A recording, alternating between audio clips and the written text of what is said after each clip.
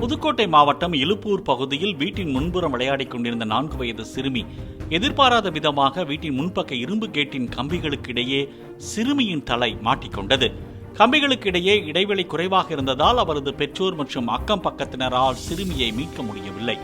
தகவல் அறிந்து சம்பவ இடத்திற்கு விரைந்து வந்த தீயணைப்புத்துறை வீரர்கள் நவீன கருவியை பயன்படுத்தி இரும்பு கேட்டின் கம்பிகளை லேசாக அகற்றி சிறுமியை எவ்வித காயமுமின்றி பத்திரமாக மீட்டனர்.